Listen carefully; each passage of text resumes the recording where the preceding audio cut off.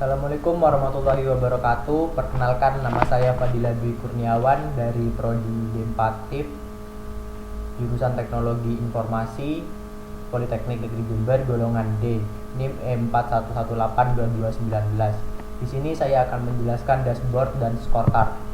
Dashboard menurut Valentinus Robi Hananto dalam buku ajar Kecerdasan Bisnis 2017 mengatakan dashboard dapat didefinisikan sebagai sebuah tampilan visual yang berisi informasi penting yang dibutuhkan untuk mencapai target atau tujuan dalam satu layar komputer, sehingga dapat dimonitor dengan mudah. Dashboard berisi matriks dan Key Performance Indicators atau biasa disingkat KPI, yang menyederhanakan kumpulan data kompleks untuk memfasilitasi pengguna dalam memahami kondisi atau performa organisasi secara cepat. Pengguna dashboard bisa sangat beragam tergantung departemen atau jabatan dalam organisasi. Oleh karena itu, pembuatan dashboard harus disesuaikan dengan kebutuhan penggunanya. Dashboard mengacu pada alat visualisasi data yang mengkonsolidasikan dan menampilkan berbagai indikator keuangan bisnis termasuk metrik dan angka pada satu layar. Berikut adalah contoh dashboard. Ini hanyalah tampilan dashboard yang di dalamnya ada scorecard, di mana bagian scorecard terdapat pada rencana pengeluaran bulanan, di mana grafik yang ditampilkan bisa dikategorikan sebagai scorecard karena data yang ditampilkan hanya pada bulan tertentu saja, tidak real time. Seperti itu. Selanjutnya, manfaat dari dashboard. Dashboard memiliki manfaat. Di antaranya adalah presentasi visual dari pengukuran performa, dapat mengidentifikasi tren negatif dan melakukan koreksi, mengukur efisiensi atau inefisiensi, mendukung pengambilan keputusan berbasis informasi, keselarasan dengan strategi dan tujuan organisasi, cepat mengidentifikasi kejanggalan data, keselarasan dengan strategi dan tujuan organisasi, menghemat waktu dibandingkan dengan mengamati berbagai laporan secara satu persatu. Berdasarkan fungsinya, tipe-tipe dashboard terdiri dari 4 tipe, yaitu strategic dashboard. Fungsinya menyediakan snapshot data, menampilkan kesehatan dan peluang bisnis dengan fokus pada ukuran kinerja dan perakiraan tingkat tinggi.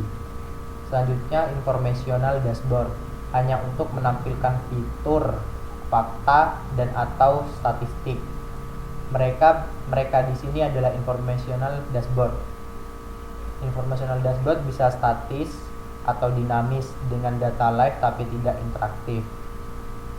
Sedangkan analytical dashboard fokus pada berbagai aspek data yang dibutuhkan untuk analisis. Dashboard analitis biasanya mendukung interaksi dengan data. Dengan hal itu, ini mengharuskan analytical dashboard bersifat interaktif. Operational dashboard untuk mengacu operasi secara konstan, mereka sering dirancang secara berbeda dari dashboard strategis atau analitik dan fokus pada pemantauan aktivitas dan kejadian yang terus berubah dan mungkin memerlukan perhatian dan tanggapan pada saat itu juga. Contohnya untuk colors, photos, dan teks. Selanjutnya adalah scorecard. Scorecard adalah jenis laporan yang mengukur dan membandingkan kinerja dengan proyeksi dan tujuan suatu organisasi. Ini berfungsi untuk mengevaluasi keberhasilan dan kegagalan upaya organisasi berdasarkan indikator kinerja utama Key Performance Indicators. Scorecard mengambil pendekatan top-down untuk mengukur hasil berkala, misalnya mingguan, bulanan, dan tahunan, terhadap sasaran yang telah ditentukan, memungkinkan pengguna untuk menganalisis seberapa baik kinerja sudah diukur. Selanjutnya adalah balance scorecard. Menurut Valentinus Robi Hananto dalam buku ajar Kecerdasan Bisnis 2017, merupakan suatu metodologi pengukuran performa yang membantu menerjemahkan target dan tujuan di bidang keuangan, pelanggan, proses internal, pembelajaran, dan pertumbuhan menjadi sebuah aksi atau tindakan.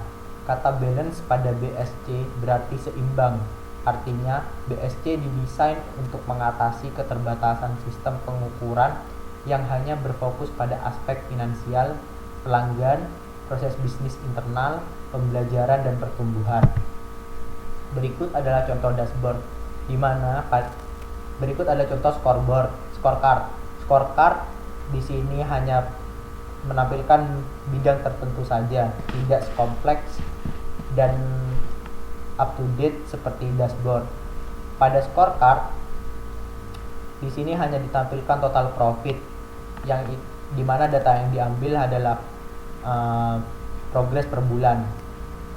Selanjutnya ada activity users, new orders, new comments, total profit untuk mingguan, untuk per bulan. Kemudian komentar dari para pengguna selama per bulan. Seperti itu untuk scorecard. Yang terakhir, perbedaan scorecard dan dashboard. Perbedaan antara dashboard dan scorecard tergantung pada sejumlah faktor, seperti tujuan dan periode waktu penggunaannya. Dashboard dapat digunakan untuk pengambilan keputusan jangka pendek yang efektif, dan scorecard digunakan sebagai alat manajemen strategis. Dashboard untuk menampilkan kategori dengan kompleks, sedangkan scorecard hanya berfokus terhadap bidang tertentu saja. Penggunaan dashboard dan scorecard memungkinkan akses ke informasi untuk pengambilan keputusan yang lebih baik, meningkatkan komunikasi, dan berfungsi sebagai alat analisis yang berguna. Dengan demikian, perusahaan dapat menggunakan dashboard dan scorecard untuk kemajuan perusahaan. Terima kasih.